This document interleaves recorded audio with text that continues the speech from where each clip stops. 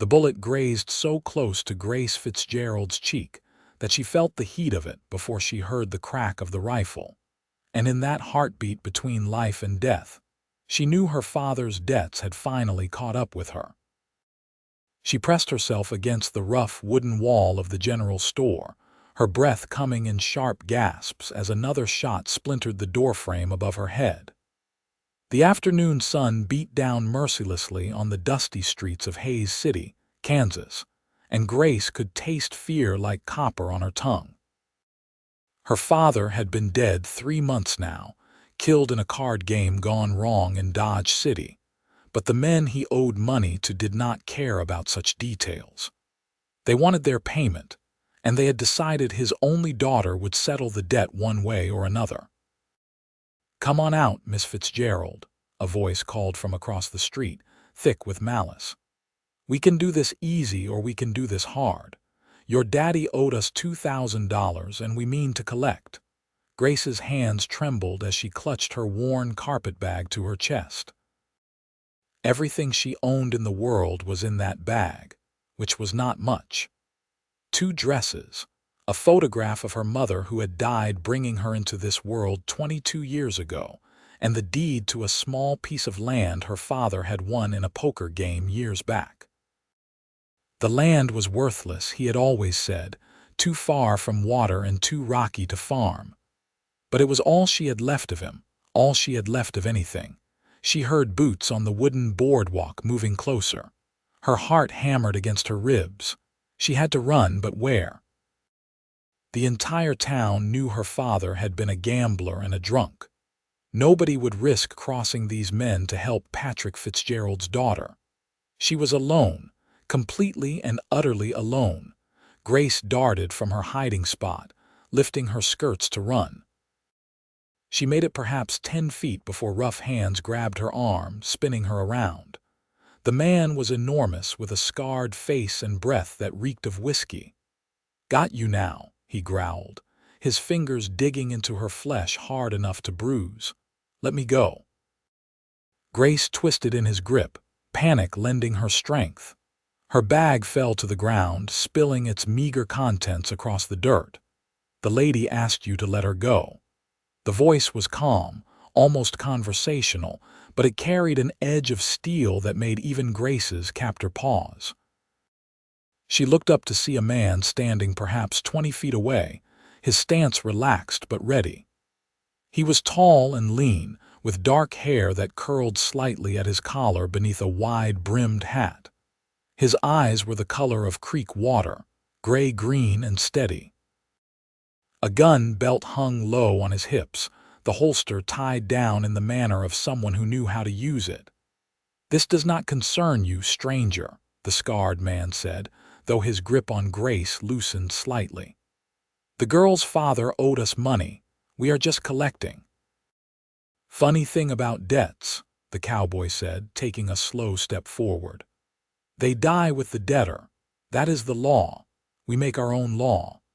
The cowboy's expression did not change, but something shifted in his posture, something that made Grace's captor release her arm entirely. She stumbled back, rubbing the sore spot where his fingers had dug in. "Then I reckon we have a problem," the cowboy said quietly. "Because I do not hold with 3 armed men threatening a woman in the middle of the street. Seems to me that makes you cowards, and I have never had much patience for cowards."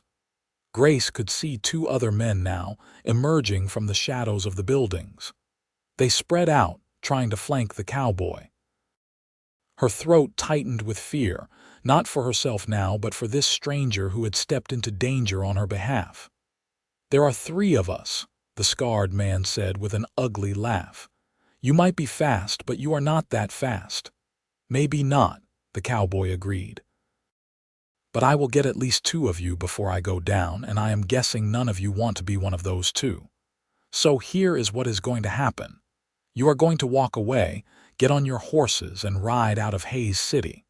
The girl's debt is paid." "Like hell it is," one of the other men snarled, his hand moving toward his gun. Everything happened at once. The cowboy's hand blurred with speed Grace could barely follow, and suddenly his pistol was drawn and firing. The man who had reached for his gun screamed and dropped to the ground, clutching his shoulder. The scarred man and his companion froze, their faces gone white with shock. "That was a warning," the cowboy said, his voice still eerily calm. "The next shot will not be. Now ride out, or I will finish this right here." The scarred man looked at his wounded companion, then at the cowboy, calculation in his eyes. Finally, he spat in the dirt and jerked his head at the other man. They hauled their wounded friend to his feet and half-dragged him toward the hitching post where their horses waited. Within minutes, they were mounted and galloping out of town, leaving nothing but dust and the acrid smell of gunpowder behind. Grace stood frozen, her whole body shaking with the aftermath of fear and adrenaline. The cowboy holstered his gun with an easy motion and turned to her, his expression softening. "You all right, miss?" She tried to speak, but her throat had closed up. Instead, she nodded jerkily, then looked down at her scattered belongings in the dirt. The photograph of her mother had landed face down in a puddle of questionable origin. Grace dropped to her knees and snatched it up, wiping it frantically on her skirt. The image was smeared but not ruined. Relief washed through her so intensely that suddenly she could not hold back the tears anymore. She sat there in the middle of the street, crying over a damaged photograph, aware that she probably looked like a fool but unable to stop.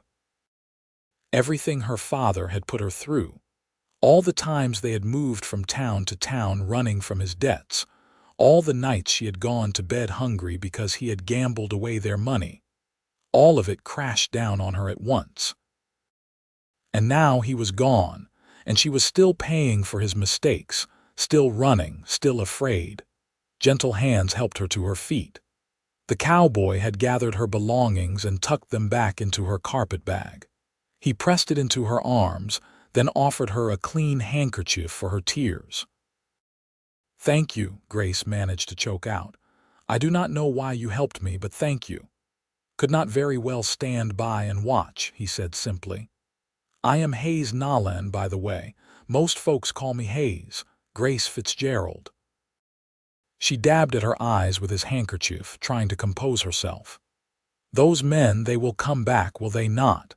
They will want revenge now, not just the money." Hayes considered this for a moment, his gaze distant. "Possibly. Men like that do not like being made to look foolish." "You have somewhere safe to go." Grace let out a bitter laugh. "I have nowhere at all. My father was not much for planning ahead, and what little he had went to bury him. I have been staying in a boarding house, but I cannot afford another night's rent." She looked up at him, suddenly desperate. "I should not burden you with my troubles. You have already done more than anyone could expect." "Troubles shared are troubles halved," Hayes said with a slight smile. "My mother used to say that. I reckon she was right more often than not." Grace stared at him, this stranger who had stepped between her and violence without hesitation, who now stood offering her comfort rather than judgment. "I do not understand. Why would you care about my troubles?" "Because everyone needs help sometimes," Hayes said. "And because I know what it is like to be alone in the world with nowhere to turn. Come on, let us get you somewhere safe, and then we can figure out what comes next." He offered her his arm, and after a moment's hesitation, Grace took it. They walked together down the dusty street, and Grace noticed the way people stared at them through windows and from doorways. News of the confrontation would be all over town by nightfall. She should have been embarrassed, but instead, she felt a strange sense of relief. For the first time since her father's death, she was not facing the world entirely alone. Hayes led her to a small restaurant on the edge of town, a modest building with checkered curtains in the windows and the smell of fresh bread wafting from within. The proprietor, a plump woman with kind eyes and graying hair, greeted Hayes by name. Hayes Nolan, as I live and breathe. I heard you were back in town. Who is your friend? This is Miss Grace Fitzgerald, Mrs. Paulson. She has had a difficult day and could use a good meal and some coffee. Mrs. Paulson's expression shifted to one of sympathy as she took in Grace's tear-stained face and disheveled appearance. Of course, dear. You come right in and sit down. I will bring you something hot to eat. The restaurant was nearly empty in the late afternoon lull between lunch and dinner.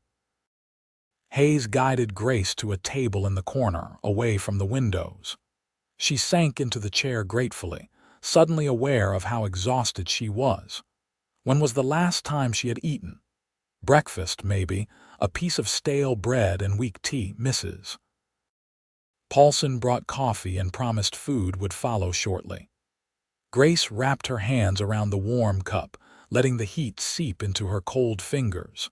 Across from her, Hayes removed his hat and set it on the table. In the better light, she could see his face more clearly. He was perhaps 26 or 27, with a strong jaw darkened by stubble and lines around his eyes that spoke of long hours in the sun. There was a scar along his left temple, mostly hidden by his hair. He looked weathered and capable, the kind of man who had seen trouble and survived it. You are wondering why I helped you, Hayes said, reading her expression.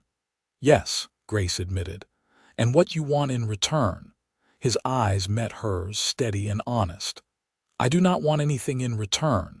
As for why, like I said, I know what it is like to need help. 5 years ago, I was 17 and running from a stepfather who liked to use his fists more than his words. I had nothing but the clothes on my back and a horse I had stolen. A rancher named Samuel Wright found me half dead from thirst out on the plains. He could have turned me in for horse theft, but instead he gave me a job, taught me how to work cattle, treated me like a son. He died last winter, left me his ranch and his will. I owe everything I am to his kindness. Grace felt something tight in her chest begin to loosen. I am sorry for your loss. He sounds like he was a good man, the best I ever knew. Hayes paused as Mrs. Paulson brought plates of food, roast beef, potatoes, carrots, and thick slices of bread with butter. Grace's stomach growled audibly, and she felt her cheeks heat with embarrassment. Hayes just smiled and gestured for her to eat. For several minutes, they ate in comfortable silence. The food was simple but delicious, and Grace could not remember the last time she had tasted anything so good. She forced herself to eat slowly, even though she wanted to devour everything on her plate like a starving animal. Tell me about that land deed I saw fall out of your bag, Hayes said eventually. You own property. Grace swallowed her mouthful of potato and nodded. A piece of land about 30 miles north of here. My father won it in a card game 8 or 9 years ago. He always said it was worthless, too far from water and too rocky. He tried to sell it a few times but never found a buyer. I thought maybe I could go out there, see if there is anything salvageable, maybe build a small cabin, try to make something of it. 30 miles north, Hayes repeated thoughtfully. That would be near Smoky Hill River country. What is the exact location? Grace pulled the deed from her bag, now slightly crumpled but still legible. Hayes studied it for a long moment, his eyebrows rising slightly. Miss Fitzgerald, I do not think your father knew what he had. This land borders right up against my property, and it is not worthless, not by a long shot. There is a spring-fed creek that runs through that section, good water year-round. The previous owner was too lazy to develop it properly, but the grazing is decent and there is timber in the hills. This is good land. Grace stared at him, hardly daring to hope. Are you certain? My father said. Your father was wrong. Hayes slid the deed back across the table to her. Or maybe he never actually went out to look at it. Either way, you have got something valuable here. Then why could he never sell it? Because selling land takes connections and advertising, and it helps if you are sober when you are doing the negotiating, Hayes said bluntly. No offense to your father, but from what I have heard around town, he was not much for business. Grace could not argue with that. Her father had been many things, but a good businessman was not one of them. So what do I do with it? I still cannot afford to develop it. I have maybe $5 to my name. Hayes was quiet for a moment, his fingers drumming lightly on the table as he thought. Finally, he looked up at her. I have a proposition for you, and I want you to hear me out before you say no. My ranch is doing well, but I could use the extra grazing land and the water rights that come with your property. I also need help around the ranch. Someone to help with cooking and mending, managing the household. My foreman, Charlie, tries his best, but the bunkhouse is a disaster, and we have been living on beans and bacon for longer than I care to admit. You want me to work for you? Grace asked slowly. I want to offer you a partnership of sorts, Hayes corrected. You come work at the ranch, and in exchange, I will develop your land along with mine. We can run cattle on both properties, and at the end of each year, we split the profits according to the land value. You keep ownership of your property, but we work together to make both pieces prosper. You will have room and board, a salary for your work, and a percentage of the cattle profits. In a few years, you would have enough money to do whatever you want with your life. Grace's heart was pounding. It sounded too good to be true, and she had learned the hard way that things that sounded too good usually were. Why would you do this? You could just develop your own land without me. Because your water rights would make my land worth twice what it is now, Hayes said honestly. And because I need help. Charlie is good with cattle but terrible with everything else. Having someone to manage the household end of things would make all our lives better. It is a fair deal, Grace. I am not trying to cheat you. She studied his face, looking for any sign of deception or hidden motives, but his gray-green eyes were clear and direct. He meant what he said. Still, there was a problem. People will talk. A single woman living on a ranch with men, it will cause a scandal. There is a separate cabin on the property, small but sound. Samuel's wife lived there before she passed, and Samuel used it as an office after that. You would have your own space, your own privacy. As for talk, well, people in Hayes City already know your situation. I reckon they will understand that you are taking honest work to make an honest living. And if they do not, that is their problem, not yours. Grace looked down at her empty plate, her mind racing. The alternative was to stay in town with no money, no prospects, and the very real possibility that those men would come back for revenge. Or she could take a chance on this stranger, who had already shown her more kindness than she had any right to expect. I will burden you with my troubles, she said quietly, looking up at him. If you are serious about this, I will accept your offer, but I will work hard and I will earn my keep. I do not want charity. Troubles shared are troubles halved, Hayes said again, that small smile returning to his face. And I do not doubt for a second that you will earn your keep. We leave in the morning if that suits you. I have nowhere else to be, Grace said. Morning is fine. Hayes paid for their meal over Grace's protests and arranged for her to spend the night at Mrs. Paulson's boarding house, which was cleaner and safer than the place where she had been staying. He paid for a week in advance, despite Grace insisting she only needed one night. Consider it an advance on your salary, he said when she tried to argue.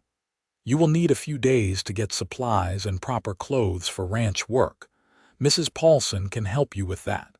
I need to check on some things in town and arrange for supplies of my own.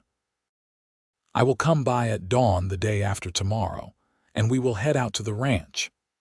That night, lying in a clean bed with a full stomach for the first time in weeks, Grace stared at the ceiling and wondered if she was making a terrible mistake.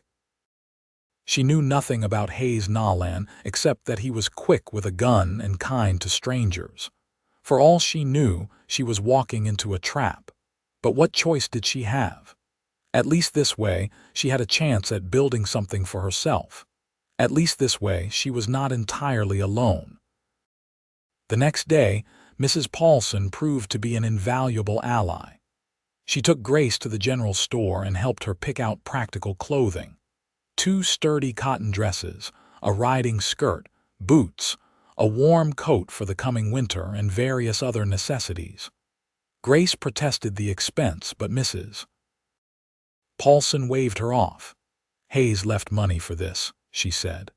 "And before you get all proud and refuse, let me tell you something about that young man. He is one of the good ones, Grace. Samuel Wright was like a father to him, taught him right from wrong, and Hayes took those lessons to heart. If he has offered you honest work and a fair deal, then that is exactly what he is offering. No tricks, no strings attached." "You have known him long?" Grace asked as she examined a pair of leather gloves. "Since he came to town with Samuel 5 years ago. Watched him grow from a scared boy into a fine man. He works hard, treats people fairly, and he has never given anyone cause to doubt his word. He keeps to himself mostly, does not drink or gamble, just tends his ranch and minds his business. You could do a lot worse than trusting Hayes Nolan." Grace wanted to believe her, and perhaps that was the most dangerous thing of all. She had spent so much of her life being disappointed by people that trust did not come easily anymore. But Mrs. Paulson's words gave her a measure of comfort. At least she was not walking into this completely blind. That evening, as the sun set in a blaze of orange and gold over the Kansas plains, Grace sat on the porch of the boarding house and watched the town settle in for the night. Hayes City was not much to look at, just a dusty frontier town on the edge of civilization, but it had a certain rough charm to it. Cowboys and buffalo hunters mingled with farmers and shopkeepers. The sound of a piano drifted from one of the saloons, and somewhere a dog was barking. It was ordinary and peaceful, and for a moment, Grace let herself imagine what it would be like to have a real home, a place where she could put down roots and not have to worry about running anymore. The next morning dawned clear and cool, with a promise of warmth to come. Grace was up before sunrise, her few belongings packed and ready. Mrs. Paulson insisted on feeding her a large breakfast, then wrapped up extra food for the journey. "You take care of yourself out there," the older woman said, pulling Grace into a brief but warm hug. "And you come back to visit when you can. I want to hear how you are getting on." "I will," Grace promised, surprised by the emotion that tightened her throat. She had only known Mrs. Paulson for 2 days, but the kindness the woman had shown her was more than she had experienced in years. Hayes arrived just as the first rays of sunlight were painting the eastern sky pink and gold. He rode a sturdy bay gelding and led a gentle-looking mare with kind eyes and a patient demeanor. "This is Daisy," he said, patting the mare's neck. "She is reliable and even-tempered. Good for someone who might not have done much riding lately." Grace had ridden when she was younger, before her mother died and everything fell apart, but it had been years. She was grateful for Hayes's thoughtfulness in choosing a calm horse. With his help, she secured her bag to the saddle and mounted up. It felt strange to be on horseback again, but muscle memory kicked in quickly, and soon she was settling into the rhythm of the ride. They left Hayes City behind, heading north across the open plains. The land stretched out endlessly in all directions, a sea of grass broken occasionally by rocky outcroppings and distant hills. The sky was impossibly vast, a blue dome that seemed to go on forever. It was beautiful in a stark, lonely way, and Grace found herself understanding why people came west despite the hardships. There was something intoxicating about all this open space, this sense that anything was possible. Hayes kept the pace steady but not taxing, clearly mindful of Grace's lack of recent riding experience. He pointed out landmarks as they rode. A distinctive rock formation that marked the boundary of his land, a line of cottonwood trees that indicated a creek, a distant butte where prairie dogs had made a town. He talked about the ranch, about the cattle and horses, about his plans for expansion and improvement. His voice was calm and measured, and Grace found herself relaxing in his presence. There was something steady about Hayes Nolan, something solid and reliable that made her feel safer than she had in a long time. Around midday, they stopped to rest the horses and eat the food Mrs. Paulson had packed. They sat in the shade of a lone tree, sharing bread and cheese and dried apples while the horses grazed nearby. The silence between them was comfortable, not awkward, and Grace realized with some surprise that she did not feel the need to fill it with nervous chatter. "Can I ask you something?" Grace said eventually, wiping crumbs from her hands. "Of course. Why did you come back to Hayes City? You said you needed to check on things, but what things?" Hayes was quiet for a moment, his gaze on the distant horizon. "I was looking for men to hire for the fall roundup. Need at least 3 or 4 more hands to help gather the cattle and drive them to market. Also wanted to check in with the land office, make sure all my paperwork was in order. And I needed supplies that I cannot get from the general store in our area. So it was just coincidence that you were there when those men came after me. I guess you could call it that." Hayes looked at her then, his gray-green eyes serious. "Or you could call it luck. Either way, I am glad I was there." "So am I," Grace admitted. "I do not know what would have happened if you had not stepped in." "You would have found a way," Hayes said with quiet confidence. "You have got strength in you, Grace. I can see it. You have survived a difficult childhood with a difficult father, and you are still standing. That takes courage." Grace felt her eyes sting with unexpected tears. Nobody had ever called her strong before.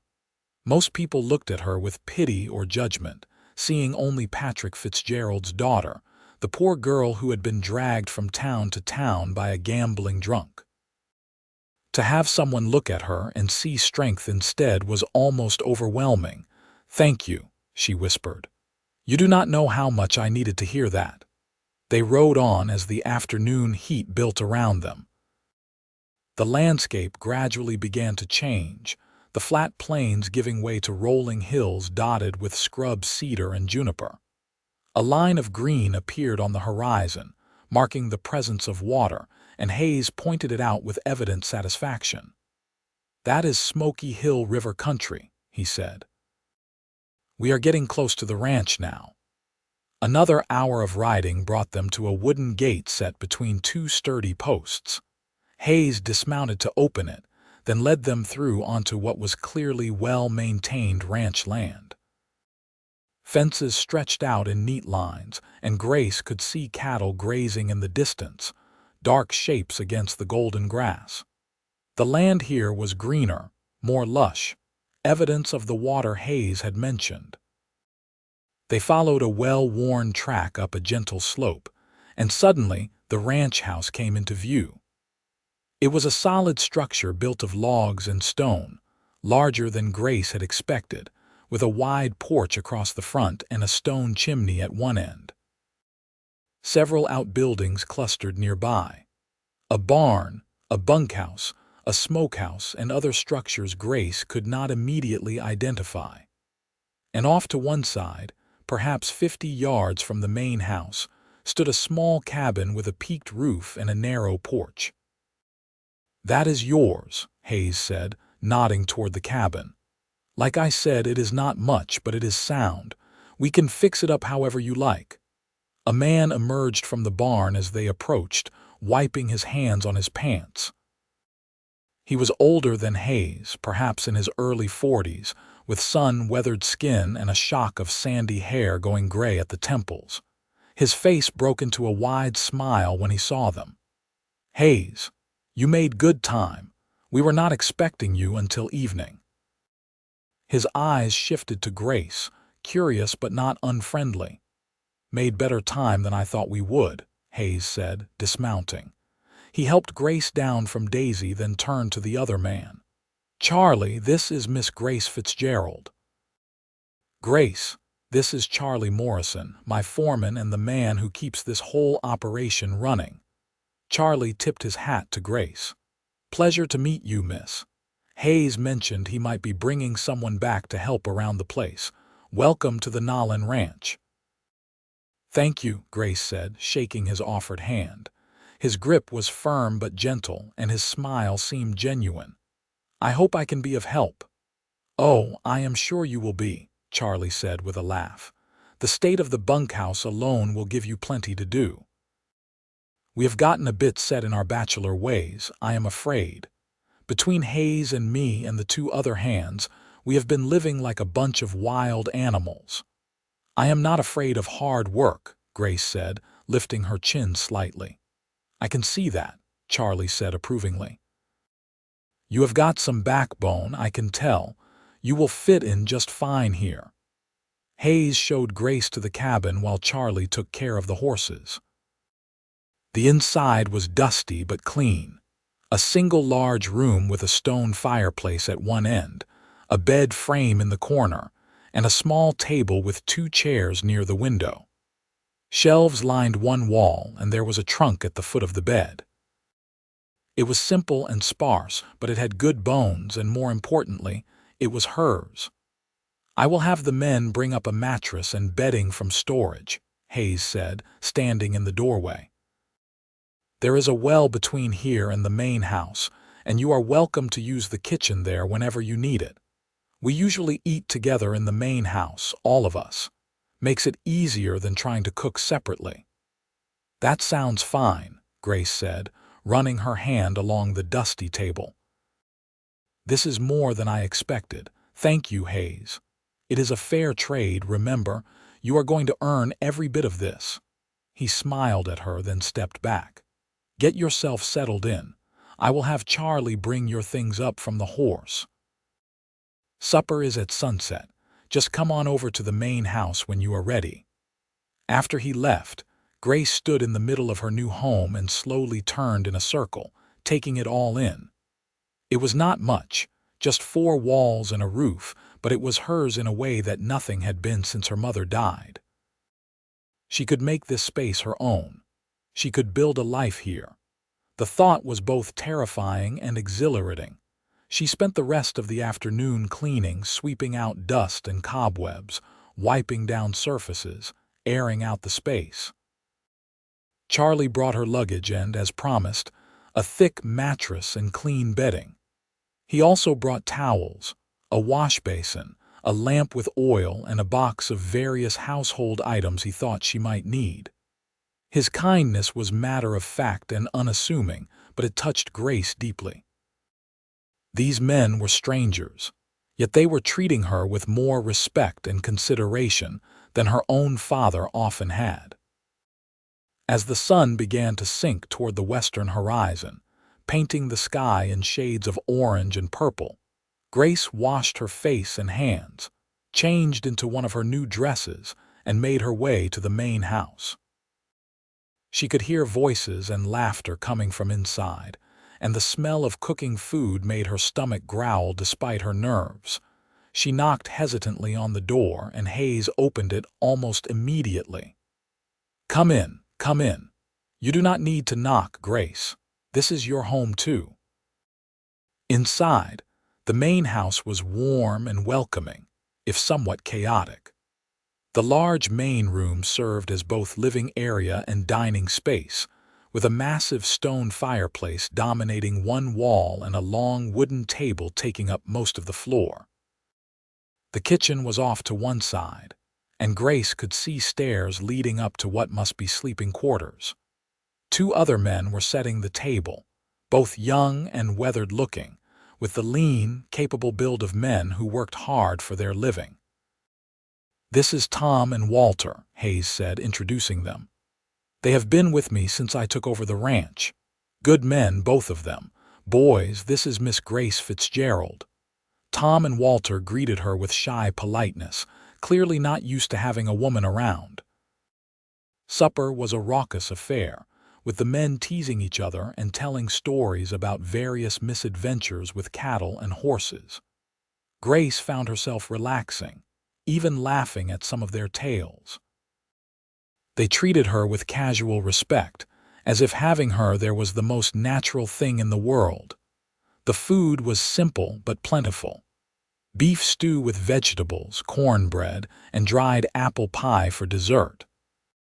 Grace contributed what she could, helping to serve and clear plates, and making mental notes about how she could improve the kitchen organization.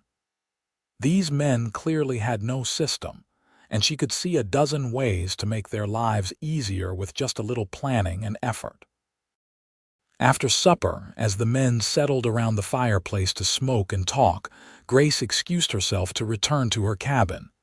Hayes walked her to the door, stepping out onto the porch with her. "You did well tonight," he said quietly. "The men like you. They are good people," Grace replied. "You have built something solid here, Hayes. I can see why you are proud of it." "I am trying to build something that lasts," Hayes said, his gaze on the darkening horizon. "Something that Samuel would have been proud of. This ranch, it is not just about making money or running cattle. It is about creating a place where people can depend on each other, where everyone has a stake in the success. That is what Samuel taught me. That is what I want to pass on." Grace looked at him, seeing the sincerity in his profile. "He would be proud of you," she said softly. "I can tell." Hayes smiled, a real smile that reached his eyes. "I hope so. Good night, Grace. Sleep well." "Good night, Hayes." Grace made her way back to her cabin under a sky full of stars. The air was cool and clean, scented with sage and grass, and the silence was profound after the constant noise of town life. She lit her lamp and prepared for bed, then lay down on the comfortable mattress and stared up at the ceiling beams. For the first time in years, she felt a tiny flicker of hope. Maybe, just maybe, she could make a life here. Maybe she could finally stop running from her father's mistakes and build something of her own. And maybe, just maybe, Hayes Nolan was exactly what he seemed to be. A good man offering a fair chance. Only time would tell, but Grace was willing to take that chance. She had nothing left to lose and everything to gain. Sleep came easily that night, deep and dreamless, the sleep of someone who finally felt safe. The days that followed fell into a comfortable routine. Grace rose with the sun each morning and made her way to the main house, where she started coffee and began preparing breakfast for the men. They would eat together, planning the day's work over bacon and eggs and hot biscuits. Then the men would head out to tend the cattle or mend fences or handle any of the 1,000 tasks that running a ranch required, and Grace would tackle the household chores. She threw herself into the work with fierce determination. The main house had been neglected on the domestic front for too long, and Grace systematically worked her way through each room, cleaning and organizing and making improvements. She scrubbed floors, washed windows, mended torn shirts and worn socks, organized the pantry, and established a proper system for meal planning and preparation. The bunkhouse was even worse, a bachelor disaster of dirty clothes, muddy boots, and general chaos. Grace descended on it like a force of nature, much to Tom and Walter's amused dismay. She made them clean their own spaces, but she provided the organizational structure and tools to make it possible. Within a week, the bunkhouse was transformed from a pigsty into a livable space. But Grace did not limit herself to domestic work. She was keenly aware that Hayes had offered her a partnership, not just employment as a housekeeper. She wanted to understand the ranch, to learn how it worked, so she could contribute to its success in meaningful ways. She asked questions constantly, soaking up information about cattle and horses, about managing grassland and water resources, about the economics of ranching. Hayes proved to be a patient and thorough teacher. He showed her how to read the cattle, how to tell which ones were healthy and which needed extra attention. He explained his breeding program, his plans for improving the herd's quality over time. He took her to her own land and walked the boundaries with her, pointing out the creek and the good grazing areas and the potential for development. They talked about how best to integrate the two properties, how to manage the combined resources for maximum benefit. As the days turned into weeks, Grace found herself thinking about Hayes more and more. He was unlike any man she had ever known. He listened when she spoke, truly listened, and he valued her opinions even when they differed from his own. He was unfailingly courteous but never condescending. He worked harder than anyone else on the ranch, rising before dawn and often not stopping until well after dark. But he never complained or asked others to do what he would not do himself. She watched him with the horses and saw his patience and gentleness. She saw him working alongside his men, treated them with respect and fairness. She saw him studying his account books by lamplight, his brow furrowed in concentration as he planned for the future. And slowly, imperceptibly at first, her feelings began to shift from gratitude and respect into something deeper and more complicated. It terrified her. Grace had seen what happened when people relied too much on others, when they let themselves become dependent. Her mother had loved her father desperately, and it had broken her heart and eventually killed her. Grace had promised herself she would never be that vulnerable, never give anyone that much power over her happiness. But Hayes was making it very hard to keep that promise. One evening in late September, after a long day of work, Grace was in the main house preparing supper when Hayes came in from the barn. He was limping slightly, and when she looked closer, she saw blood seeping through his pants leg. "Hayes, you are hurt." "It is nothing," he said, waving her off. "Just a scratch. One of the horses got spooked and I caught my leg on a loose nail." "Sit down," Grace ordered, pointing to a chair. "Let me look at it." "Grace, really, it is fine." "Sit down." Something in her tone must have convinced him because he sat.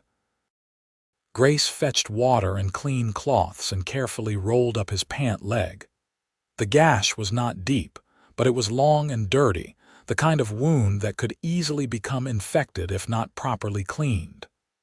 "This is going to sting," she warned, then began washing the wound. Hayes hissed in pain but did not pull away. Grace worked quickly and efficiently, cleaning the cut thoroughly, then binding it with clean bandages. "You should be more careful," she scolded, her hand still resting lightly on his leg. "What if it had been worse? What if you had been out on the range alone and something serious happened?" "I would have managed," Hayes said, but his voice was soft. "I always do." Grace looked up at him and found him watching her with an expression she could not quite read. Something in his eyes made her breath catch. They were very close, her hands on his leg, his face just above hers. The air between them seemed to thicken, charged with something electric and unnamed. "You do not have to manage alone anymore," Grace said quietly.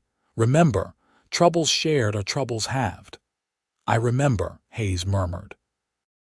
His hand came up, hesitating for just a moment, then gently tucked a loose strand of hair behind her ear. His fingers lingered on her cheek, warm and calloused. "Grace, I—" The door burst open and Charlie strode in, stopping short when he saw them. "Oh, sorry. Did not mean to interrupt. Just wanted to let you know that the creek fence is mended." Grace pulled back quickly, her cheeks flaming. Hayes cleared his throat and stood up, testing his weight on his injured leg. "Good. Thanks, Charlie. That was faster than I expected," Walter helped.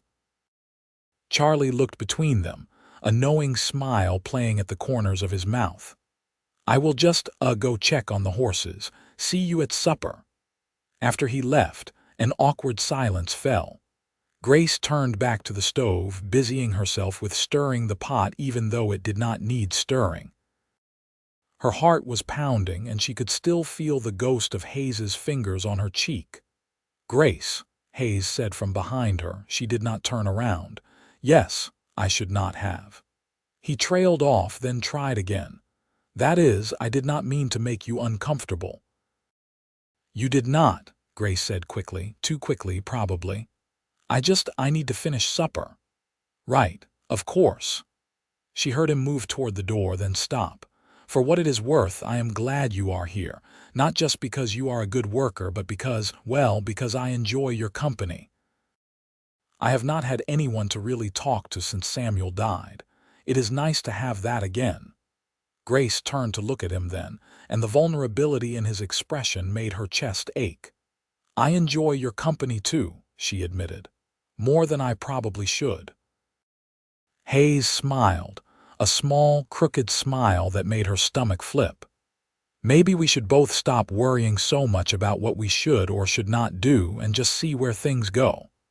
"Maybe," Grace agreed, even though the thought scared her half to death.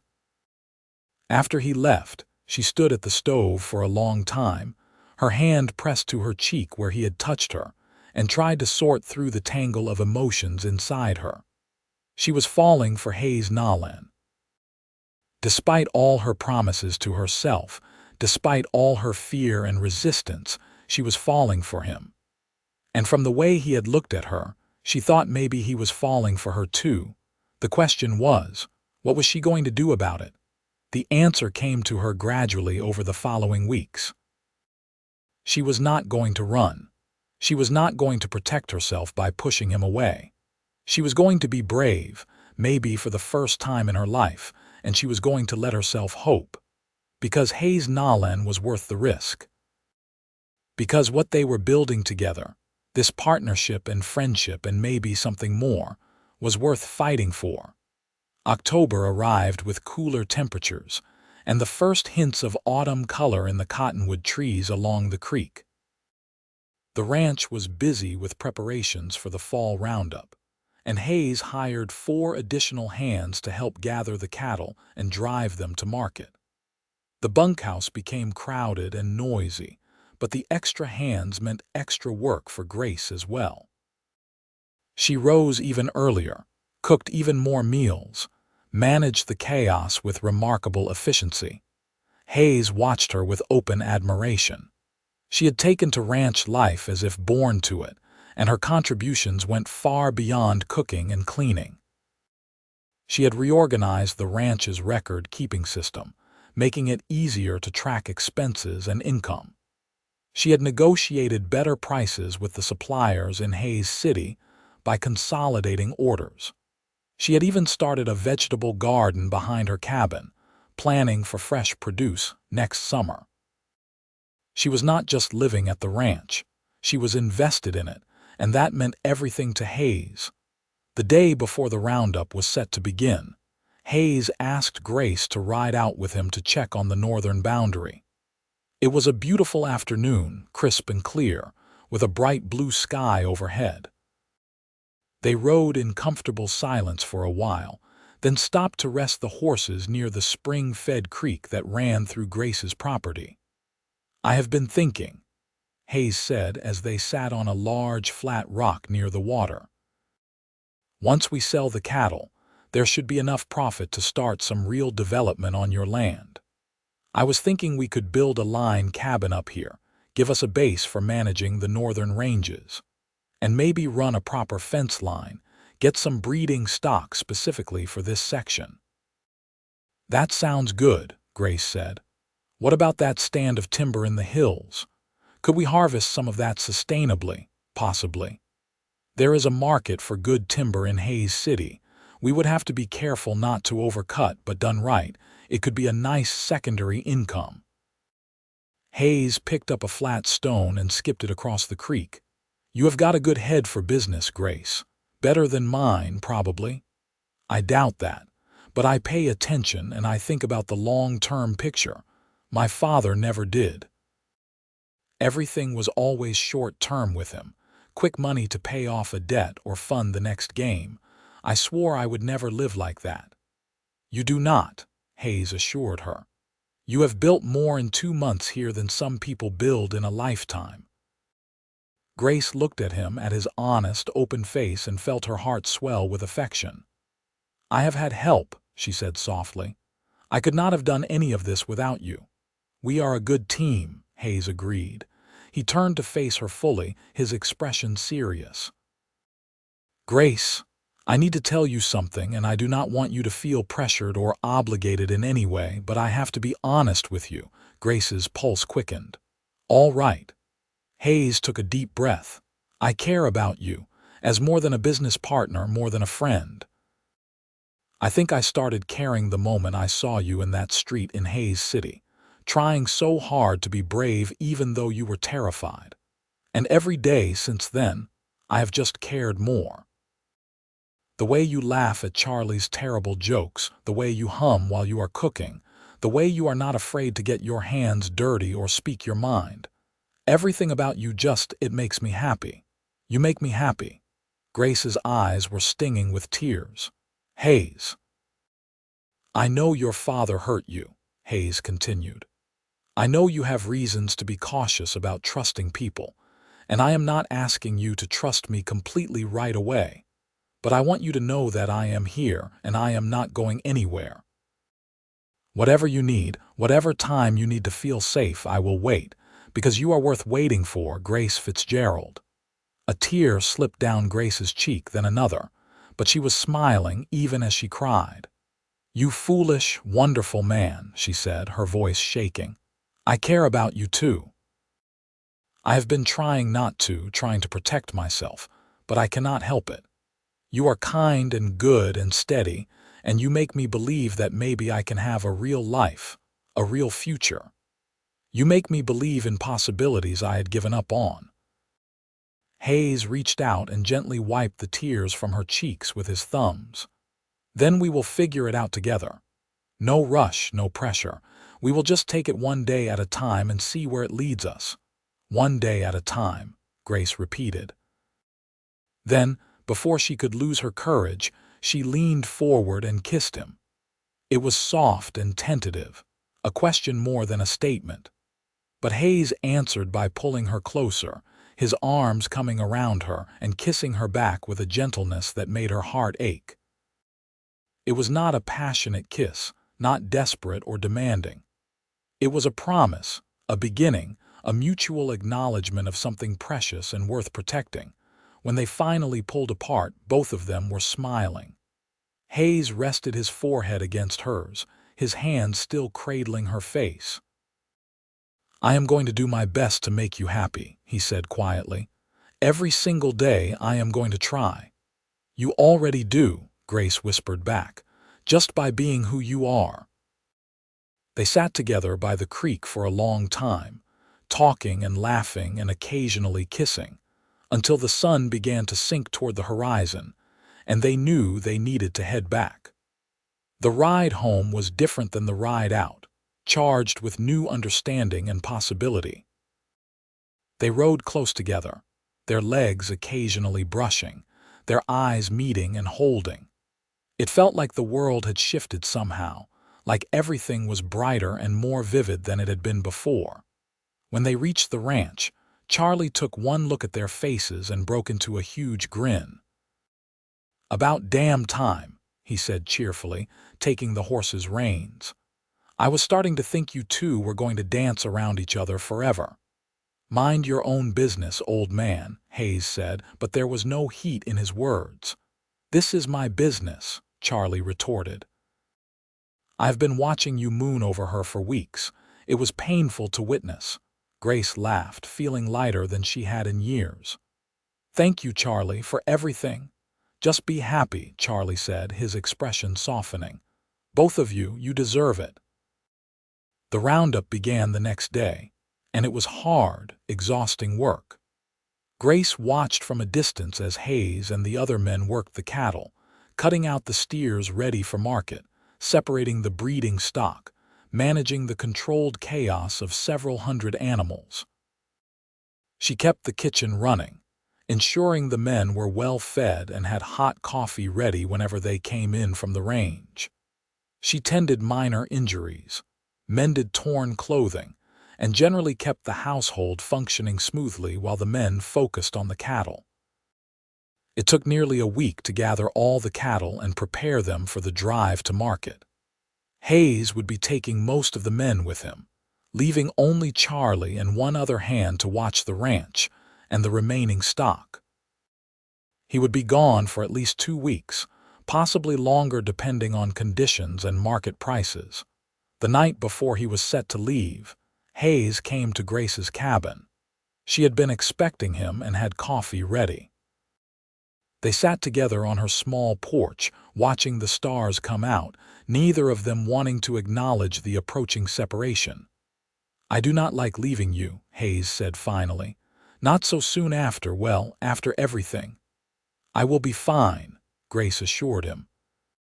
"Charlie will be here, and I have plenty to keep me busy. I am planning to completely reorganize the pantry and start preserving food for winter. Thrilling stuff." Hayes smiled at her gentle teasing, but his eyes remained serious. "Grace, I want to ask you something, and I want you to think carefully before you answer. No pressure, no expectations." "All right," Grace said, her heart beginning to pound. "When I come back from market, if the sale goes well and we have the money I am hoping for, I want to use some of it to build a proper house on your land. Nothing fancy, just a solid, comfortable house where someone could build a life. And I am hoping, maybe, that someone could be us. Together." Grace's breath caught. "Hayes, are you asking what I think you are asking?" "I am saying that I want a future with you," Hayes said carefully. "Marriage, family, building something together that is ours, not just a business arrangement but a real partnership in every sense of the word. But I know it is fast, and I know you might need more time. So I am not asking you to decide right now. I am just asking you to think about it while I am gone, and when I come back, we can talk about it more." Grace looked at this man who had changed her life so completely in just a few months. He had given her safety when she was in danger, offered her opportunity when she had nothing, shown her kindness when she expected judgment. He had been patient with her fears, celebrated her strengths, and made her believe she was worthy of good things. How could she not love him? "I do not need time to think about it," she said quietly. "I already know my answer." Hayes went very still. "Grace?" "Yes," she said, smiling through sudden tears. "Yes to all of it, to building a house together, to marriage, to a future. Yes to you, Hayes Nolan, because you are the best man I have ever known, and I cannot imagine my life without you in it now." For a moment, Hayes just stared at her, as if he could not quite believe what he was hearing. Then he let out a whoop of joy and pulled her into his arms, lifting her right off her feet and spinning her around. Grace laughed and cried at the same time, clinging to him, feeling happier than she ever thought possible. When he finally set her down, Hayes kissed her thoroughly, pouring all his love and joy and promise into it. "I am going to make you so happy," he murmured against her lips. "I swear it, Grace, every day for the rest of our lives." "You already have," she whispered back. "You already have." They stayed up talking until late into the night, making plans and dreaming about the future. They would get married when Hayes returned, a simple ceremony with just Charlie and a few friends as witnesses. They would build their house on Grace's land, taking advantage of the creek and the good views. They would continue to develop both properties, growing the ranch into something significant. And someday, maybe, they would have children to pass it all on to, a legacy built on hard work and partnership and love. When Hayes finally left to get some sleep before the early morning departure, he kissed Grace one more time at her cabin door. 2 weeks, he said. "I will be back in 2 weeks, and then we start our life together." "I will be waiting," Grace promised. "Be safe out there." "Always am. Besides, I've got something worth coming home to now." The next morning, Grace woke before dawn to help prepare breakfast for the men before they left. The atmosphere was excited and businesslike, everyone focused on the journey ahead. Hayes caught her eye across the crowded kitchen and smiled, a private smile just for her, and Grace felt warmth spread through her chest. She walked out with everyone to see them off, standing with Charlie as the men mounted up and prepared to move out. The cattle were already lowing and shifting restlessly, ready to be on the move. Hayes rode over to where she stood, leaning down from his horse. 2 weeks, he said again. 2 weeks, Grace confirmed. Come back safely to me. Nothing could keep me away. He reached down and squeezed her hand briefly, then straightened in his saddle and called out to the men, "Move them out." Grace watched until the cattle and riders were just dust on the horizon, her hand pressed to her heart. Charlie stood beside her, his weathered face gentle with understanding. "He is a good man," Charlie said, "the best I have ever known." Samuel would be proud of the man he became, and proud of the woman Hayes chose to build a life with. "I am the lucky one," Grace said softly. "He gave me a chance when I had nothing. He saw something in me worth believing in." "He saw what we all see," Charlie replied. "Strength and courage and a good heart. You two are perfect for each other. Now come on, let us get back to work. This ranch does not run itself, and we have got 2 weeks to prove we can manage without him." The days that followed were busy but peaceful. Grace threw herself into her work, partly to keep busy and partly because she wanted to surprise Hayes when he returned. She cleaned every inch of the main house until it gleamed. She reorganized the storage areas, put up preserves and pickles, even convinced Charlie to help her whitewash the bunkhouse exterior. She worked on plans for their new house, sketching rough designs and making lists of materials they would need. In the evenings, she would sit on her cabin porch and watch the sun set over the land that was now truly hers, secure in the knowledge that her life had fundamentally changed for the better.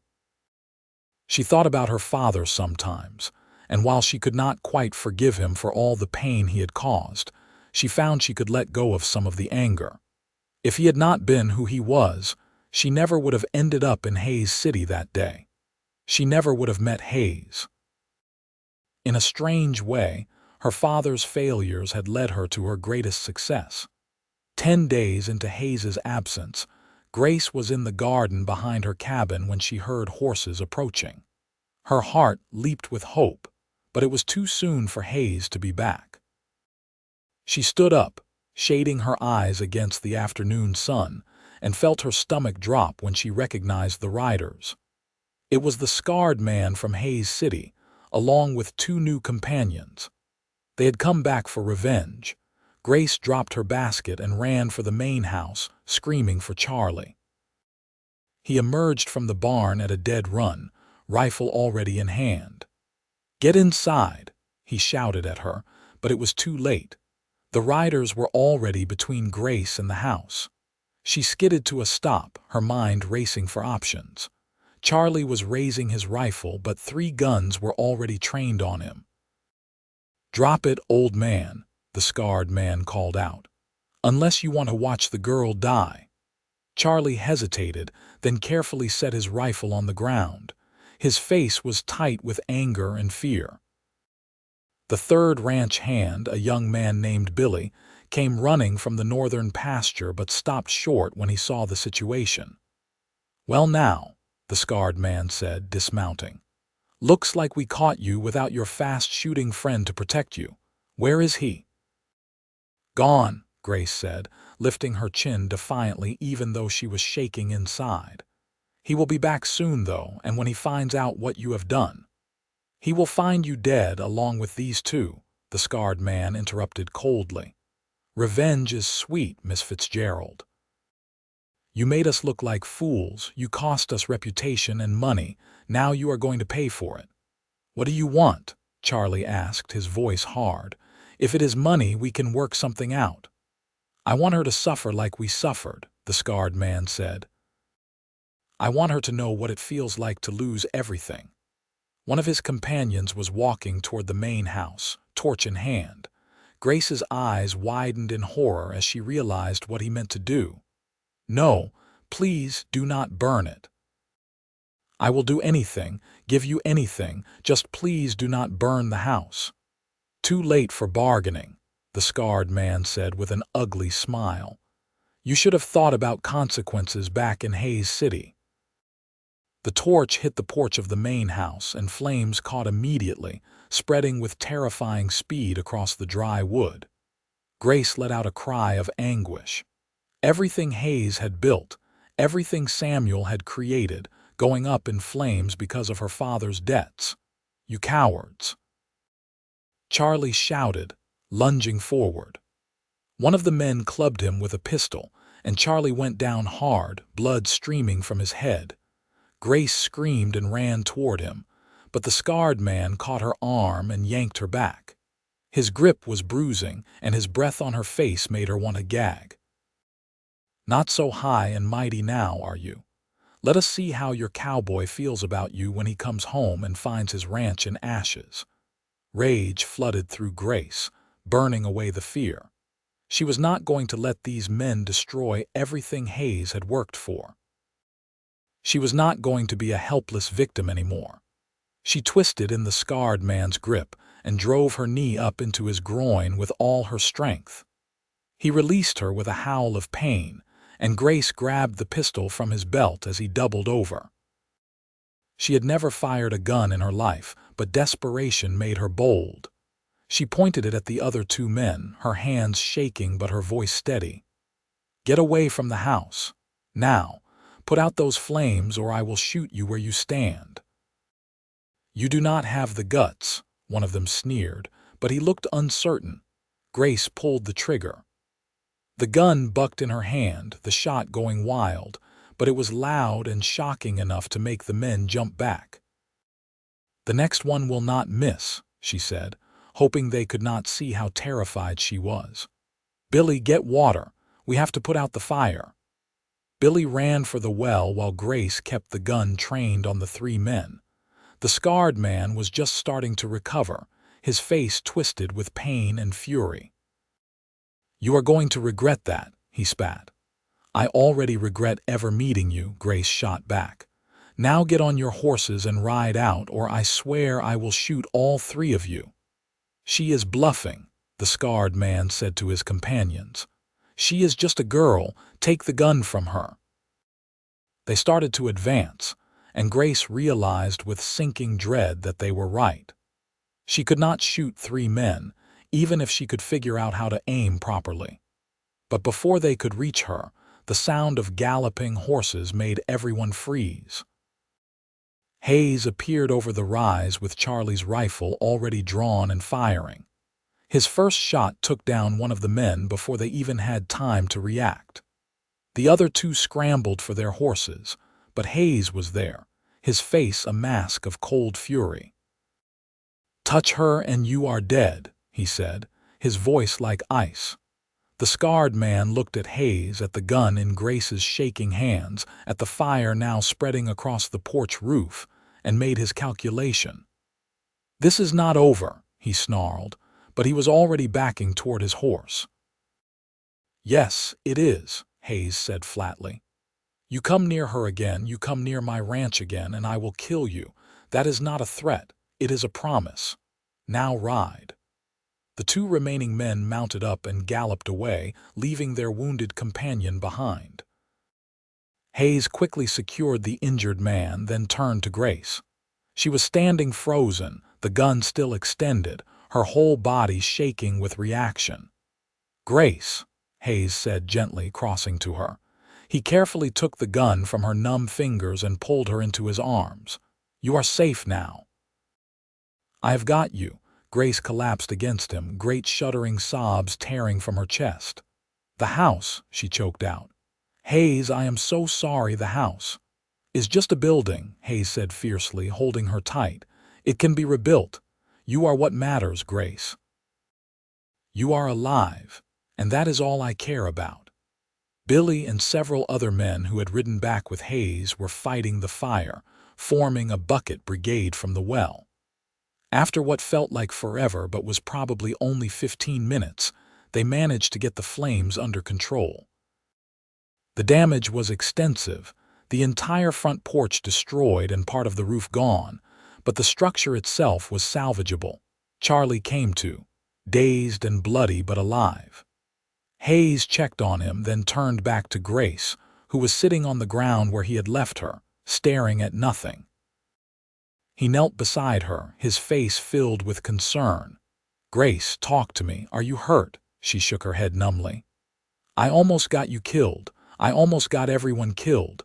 Those men came because of me, because of my father's debts." "Those men came because they are criminals and cowards," Hayes corrected firmly. "None of this is your fault, Grace. Do you hear me? None of it. But the house can be fixed. Grace, look at me." He waited until her eyes met his. "When I came over that rise and saw that fire, saw those men threatening you, I thought my heart was going to stop. Nothing else mattered except getting to you. Not the house, not the ranch, nothing. Just you. Because I love you, and without you, none of the rest of it means anything." Grace stared at him, tears streaming down her face. "You came back early. Market prices were good and we sold everything fast. I wanted to get home to you." Hayes brushed her tears away with his thumbs. "And thank God I did. Grace, you were so brave. Charlie told me what you did, how you fought back and protected the ranch. You saved all of us." "I was terrified," Grace whispered. "Being brave does not mean you are not scared," Hayes said. "It means you do what needs to be done anyway, and you did. I am so proud of you." Something in his words, in his steady presence and unwavering support, finally broke through Grace's shock. She threw her arms around his neck and held on tight, letting herself believe that it was really over, that she was really safe. Hayes held her just as tightly, his face buried in her hair. "I thought I would lose you," she said against his shoulder. "I thought I would lose everything we had planned." "You are not getting rid of me that easily," Hayes said with a shaky laugh. "It is going to take more than 3 idiots with a torch to keep me from marrying you, Grace Fitzgerald." Despite everything, Grace found herself smiling. "Is that still the plan?" "That is absolutely still the plan. In fact, I am thinking we should do it sooner rather than later. I do not want to wait 2 more weeks. Let us get married now, as soon as we can arrange it. I want the world to know you are mine and I am yours." "I would like that," Grace said softly. "I would like that very much." They were married 3 days later in Hayes City, in the same church where Samuel Wright had been laid to rest. Charlie served as witness, his head still bandaged but his smile wide. Mrs. Paulson came and cried happy tears, and several other townspeople showed up to wish them well. Grace wore a simple blue dress that Mrs. Paulson had helped her pick out, and Hayes wore his best shirt and a string tie. The ceremony was short and sweet, and when the minister pronounced them husband and wife, Hayes kissed Grace like she was the most precious thing in the world. The wounded man from the confrontation had been turned over to the law, and he had given up the names and locations of his companions in exchange for leniency. A posse had been sent after the scarred man and the third man, and word came back that they had been captured trying to cross into Colorado. They would face trial for arson and attempted murder. The shadow of her father's debts was finally, truly lifted. Hayes and Grace stayed in Hayes City for 2 days, their honeymoon spent in the boarding house with the blessing and teasing of Mrs. Paulson. Then they rode back to the ranch together as husband and wife, ready to rebuild and start their life together properly. The work was hard. The main house had to be partially reconstructed, and they lived in Grace's small cabin while the repairs were being made. It was cramped with the 2 of them, but Grace found she did not mind. Being close to Hayes, waking up beside him every morning, falling asleep in his arms every night, made any inconvenience worthwhile. They worked side by side through the winter, repairing the damage and planning for the future. The money from the cattle sale had been good, very good, and Hayes was determined to use it wisely. They started construction on the new house in early spring, building it on Grace's land as planned, with the sound of the creek in the background and views that stretched for miles. The house took most of the summer to complete, but when it was finished, it was everything they had dreamed of. 2 stories with a wide porch, a large kitchen for Grace, a study for Hayes to manage the ranch accounts, and plenty of room for the family they hoped to have. They moved in on a warm August evening, carrying their few possessions across the threshold together. "Welcome home, Mrs. Nolan," Hayes said, kissing her as he set her down in the middle of their new living room. "It is perfect," Grace said, looking around with shining eyes. "It is everything I ever wanted but never thought I could have." "You deserve this and so much more," Hayes said, pulling her close. "You deserve every happiness, Grace, and I am going to spend the rest of my life making sure you get it." Their first year of marriage was one of hard work and deep contentment. The ranch prospered under their combined management, the cattle herd growing and improving in quality. Grace's land was fully developed, with a line cabin built in the northern range and proper fencing throughout. They hired more permanent hands, building a larger bunkhouse and establishing the kind of operation that could support multiple families. Grace discovered she had a talent for breeding horses, and she started a small program focusing on sturdy, reliable mounts suitable for ranch work. Hayes encouraged her enthusiastically, proud of her initiative and skill. Together, they were building something larger than either of them could have managed alone, proving the truth of Hayes's mother's wisdom. Troubles shared are troubles halved, but joys shared are joys doubled. In the spring of their second year together, Grace realized she was pregnant. She told Hayes over breakfast one morning, shy and excited and a little nervous.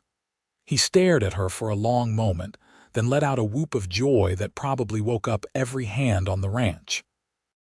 He swept her up in his arms and spun her around, laughing and crying at the same time. "We are going to have a baby," he kept saying, as if he could not quite believe it. "We are going to be a family." "We already are a family," Grace said, cupping his face in her hands. "But yes, we are going to be a bigger one." Their son was born in December, a healthy baby boy with dark hair and his father's gray-green eyes.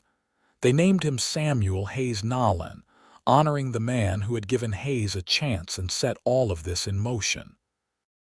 Hayes held his son for the first time with trembling hands and tears on his cheeks, overcome with wonder and gratitude. "I am going to be a good father to you," he whispered to the tiny bundle in his arms. "I am going to give you everything my father never gave me. Love and safety and a home where you always belong." Grace watched her husband with their son and felt her heart swell almost painfully with love. This was her family. This ranch, this land, this man and this child, this was where she belonged. She had come to Hayes City running from her father's debts with nothing but a carpetbag and a worthless deed. She had been terrified and alone, convinced she would never be anything but Patrick Fitzgerald's disappointing daughter. But Hayes had seen something different. He had seen strength and potential. He had offered her a chance, a partnership, and eventually his heart. And in taking that chance, in accepting his help and opening herself to love, she had found everything she had ever wanted. 2 years later, they had a daughter, a bright-eyed girl they named Sarah after Hayes's mother. Charlie was her doting godfather, spoiling her shamelessly and teaching her to ride almost before she could walk. 3 years after that came another son, healthy and strong and loud, whom they named Patrick, after Grace's father. Hayes had suggested the name gently, understanding that Grace needed to make peace with her past, and she had accepted with tears of gratitude. The ranch continued to grow and prosper. They bought additional land, brought in partners, built homes for the families who worked with them. The Nolan Ranch became known throughout Kansas as a model operation, a place where people were treated fairly and success was shared. Hayes and Grace were respected not just for their business acumen, but for their integrity and generosity. On their 10th wedding anniversary, Hayes and Grace rode out to the creek where he had first told her he cared for her. The children were with Charlie for the afternoon, giving them rare time alone together. They sat on the same flat rock, older now and weathered by years of hard work, but still very much in love. "You ever regret it?" Hayes asked, his arm around her shoulders. "Taking a chance on a stranger who offered you a crazy deal?" Grace looked at him, at the face she knew better than her own, at the man who had been her partner and lover and best friend for a decade. "Not for a single second," she said. "You gave me a life, Hayes. A real life, with purpose and meaning and love. How could I ever regret that?" "I am the one who got the better deal," Hayes insisted. "You took a struggling ranch and turned it into something amazing. You gave me a family. You made me happier than I ever thought possible." "Then I guess we are both lucky," Grace said, leaning into his embrace. "We found each other when we both needed it most. Troubles shared are troubles halved, remember? And joys shared are joys doubled," Hayes finished, kissing the top of her head. "I love you, Grace Nolan. Today and every day for the rest of our lives." "I love you too," Grace said softly. "Always." They sat together as the sun moved across the sky, watching the water flow in the creek, listening to the wind in the grass, content in the life they had built together. It had not been easy. There had been challenges and setbacks, droughts and economic downturns, the normal struggles of ranch life. But they had faced everything together, supporting each other through hard times and celebrating the good ones. When they finally rode back to the house, they could see their children playing in the yard, Charlie supervising with amused tolerance.